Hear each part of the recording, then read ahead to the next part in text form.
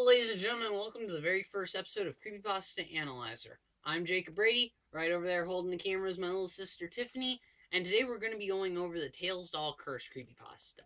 So, without further ado, let's get started. Gil and his friend Noah were looking for games for their Sega Saturn at EB Games when they came across Sonic R. Gil was going to ask how much it was, but when he got to the counter, the salesperson said for them to take the game for free and to get out. When Noah heard the salesperson say, "Take the game with you," he dropped the games that he was looking at and ran over to Gil. "Did he say we could have the game for free?" he asked. Gil was going to shake his head no when the salesperson said yes. Noah grabbed Gil by his arm and the game and pulled them out of the store into his house.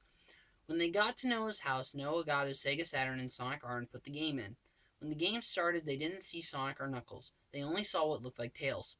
Noah thought that this was just a glitch or that someone had hacked it, but Gil knew it was more than a glitch or a hacked game. Much more evil. The first thing they noticed when Noah started the first race was the track was full dark red and black, and the music that was playing was "Can You Feel the Sunshine," but played backwards. Noah thought that this was a hack, but Gil thought the game was haunted. He didn't think that their copy was the only haunted version of the game either. He thought that all of the copies were haunted by Tails. When Noah beat the first race, he unlocked Supersonic. Gil knew that Noah didn't get all 7 Chaos Emeralds, but Noah didn't question how he got him. He did stand up and cheer for himself. "How did you unlock him so quickly?" Gil asked. "I don't know," Gil screamed excitedly. "Why are you questioning it, Noah?" "Something feels weird about this game," Gil said. "The game feels haunted or something." "You've been watching too many horror movies," Noah said. "You know I don't watch that stuff, Noah," Gil said. Noah finished the second race with Supersonic when the game said a challenger was approaching. When the challenger approaching screen faded away, the screen faded into black and stayed black for about 2 minutes. It then cut to a picture of Sonic being violently attacked by what looked to be a stuffed animal version of Tails, with a very loud screaming and laughter for a split second. Then it went to the race. When the race started, Supersonic was standing on the track by himself. After the "Ready, Set, Go" was said, Supersonic started to move by himself. Gil looked over to Noah and saw that his hands weren't on the controller. As soon as Supersonic crossed the finish line, Noah was able to control him, and what looked like Tails was right behind him. When Supersonic and Tails crossed the finish line, it looked like Tails had won, but it said Supersonic had. That's when it said that they had unlocked the Tails doll and the Tails doll curse. When this happened, Noah and Gil both looked very confused. "Is that a letter?" Noah asked Gil, and all Gil could do was nod his head. Noah went to play as the Tails doll when the letter opened up. "Whatever you do, don't read the letter," Gil warned Noah, but Noah didn't listen and read it anyway. What it read was, "Can you feel the sunshine?" lyrics backwards. When Noah was done, the TV started to vibrate. Noah took a hammer and hit the TV with it. The TV stopped vibrating. "I stopped the TV from vibrating," Noah said. "Yes, but now how do we play the game?" Gil said. "I have a TV in my room," Noah said as he unplugged the system from the now broken TV and wall. "You do know that your mom and dad are going to kill you for breaking the TV," Gil said. "I know," Noah said, "but it was worth it." When they went upstairs to Noah's bedroom, They then went upstairs to Noah's bedroom. When they got to Noah's bedroom, the broken TV started to vibrate again, and the Tails doll came out. Noah and Gil were now playing a different game because of what had happened. They were now playing Sonic Adventure 2 on the Sega Dreamcast when the doorbell rang. Noah and Gil went to answer the door, and when they opened it, no one was there.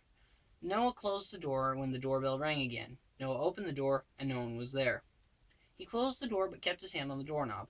The doorbell rang and Noah opened the door as fast as he could, but no one was there. The only thing that was there was a Tails doll.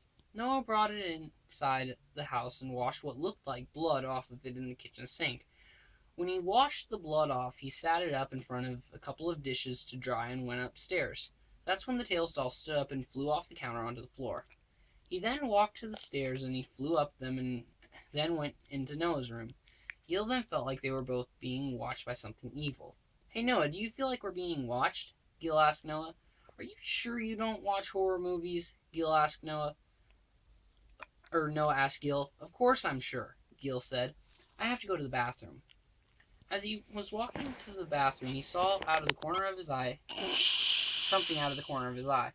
It looked like a Tails doll, so he turned towards his left and didn't see anything. He looked to his right and didn't see anything. He thought it was his imagination and went to the bathroom.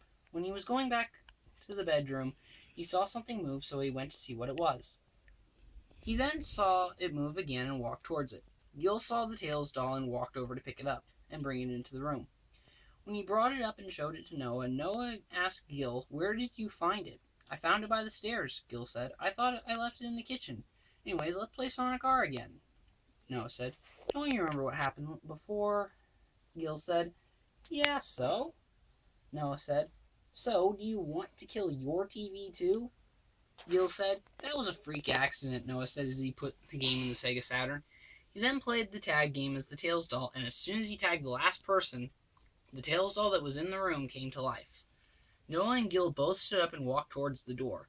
Noah opened it, and they both ran as fast as they could down the stairs and almost got to the front door when the Tails doll fell in front of them and killed Noah with his razor-sharp claws. This made Gill very angry, and he grabbed a baseball bat and started to swing at the Tails doll, each hit missing. He swung one last time before the Tails doll caught it and broke it. Gill then stepped on its head and ran to the kitchen to get one of the kitchen knives and swung at the doll again. Tails doll caught it again and killed Gill. Tails doll went back into the upstairs TV. The police then came to the house because the neighbors called saying that they heard a lot of noise coming from Noah's house. But when they got there, Noah and Gill were both upstairs in Noah's bedroom.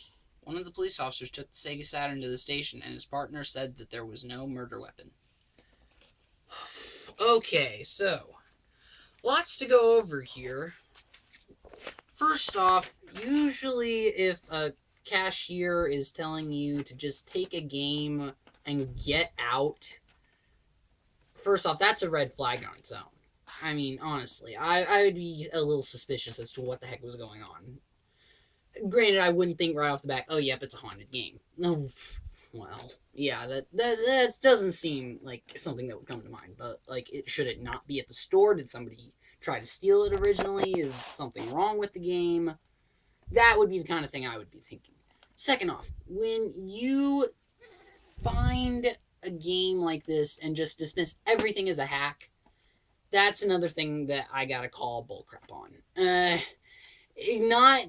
First off, I don't even think hacking technology was that great back during the Sega Saturn era, because I'm pretty sure that was still when Game Shark was big. But even then, that's not hacking the game. That's going back into the game's memory banks and just changing things around a bit. That's not hacking, or at least not to a great extent. Anyway, so bloody, gory images in a rated E game, because I'm pretty sure Sonic R was rated E. I mean, most Sonic games are. I mean, I haven't seen one that hasn't been rated E anyway. So anyway, blood, gore, not something you see in rated E. Now, I could see if it was T, heck, even rated E10, anything that would even remotely cover for the fact that it had blood and gore in it, I could see. Not E. No. I'm sorry. And then, well, let's see. Gill. Somehow knowing that this game was haunted by something, even if he was dead wrong about what was haunting it, and it turned out it was actually the Tails doll and not Tails himself.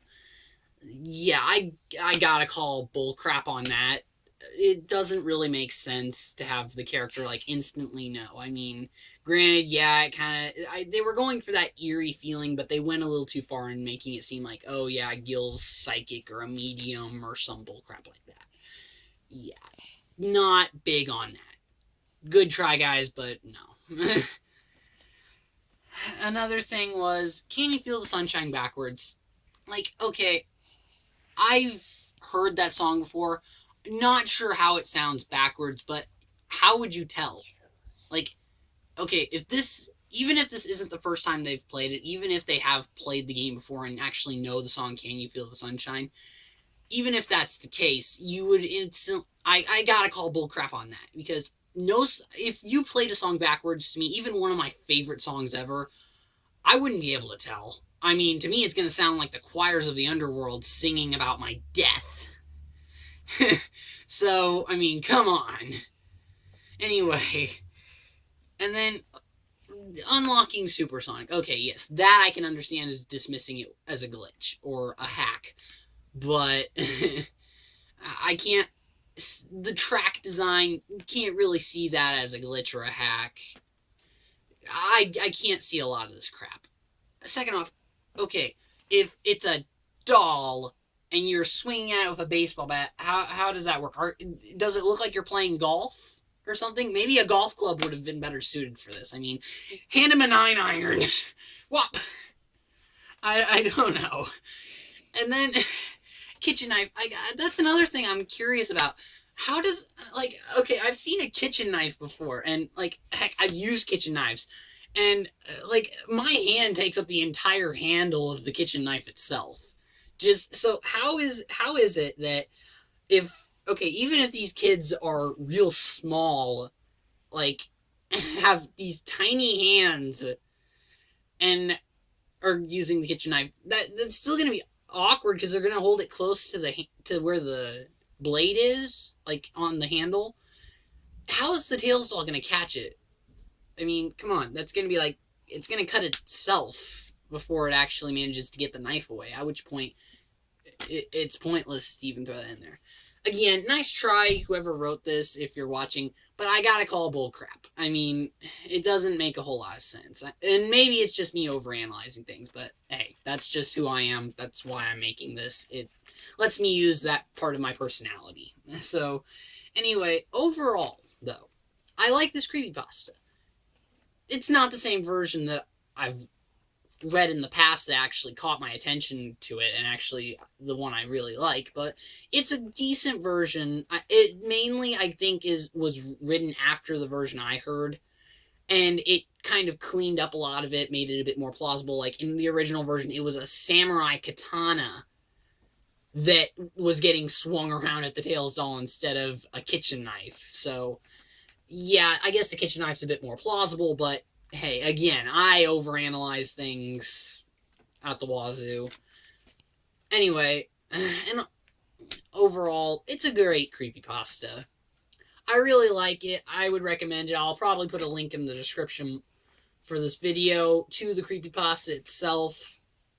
But it's a great one. I don't know. What do you guys think? Leave a comment telling me what you thought about it. Also, if you've got any ideas for something you want to hear in upcoming episodes, or ways that I can make this show better, I mean, after all, it is my first episode, let me know. I mean, seriously, I really want to hear about it. So, I guess this has been Creepypasta Analizer, and I'm signing off.